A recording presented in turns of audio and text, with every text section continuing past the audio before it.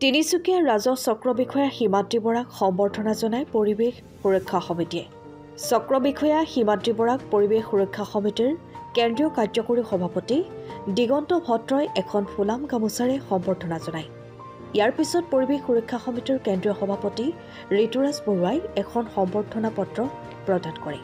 লগতে তিনিচুকীয়া জিলাৰ তেখেতৰ অধীনৰ অবৈধ মাটি খন্দা কাৰ্যৰ বন্ধ কৰাৰ বিষয়ে আলোচনা কৰা হয় আৰু তিনিচুকীয়া অঞ্চলত অসমৰ থলুৱা প্ৰজাতিৰ ঔষধি গুণ থকা বিভিন্ন প্ৰজাতিৰ গছ বনলতাৰ এখন উদ্যান সৃষ্টিৰ বিষয়ে আলোচনা কৰে।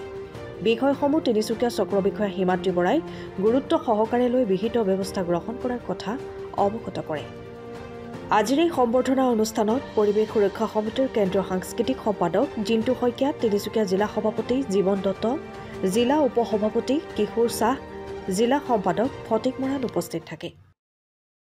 হয়, আজি তিনিচুকীয়া চক্ৰ বিষয়া কাৰ্যালয়ত আমি তিনিচুকীয়া চক্ৰ বিষয়া সন্মানীয় হিমাদ্ৰী বৰা ডাঙৰীয়ানী আমি পৰিৱেশ সমিতিৰ তৰফৰ পৰা সম্বৰ্ধনা জনালোঁ আৰু সম্বৰ্ধনা জনোৱাৰ লগতে বৰ্তমান তিনিচুকীয়া চহৰত তেখেতৰ অধীনৰ যিসমূহ এলেকাত অবৈধভাৱে মাটি খনন কাৰ্য চলি আছে, পলস খনন, বালি খনন, সেই বিষয়ে তেখেতলৈ আলোচনা কৰিলোঁ আৰু তেখেতে খুব সোনকালে সকলো ব্যৱস্থা কৰা এক বিশেষ ব্যৱস্থা কৰাৰ কথা আমাক কথা দিলে আৰু লগতে আমি তেখেতক সম্বৰ্ধনা এইকাৰণে জনালোঁ যে তেখেত নতুনকৈ আহিছে আমাৰ তিনিচুকীয়া চক্ৰ বিষয়া কাৰ্যালয় চক্ৰ বিষয়া হিচাপে দায়িত্বভাৰ গ্ৰহণ কৰিছে।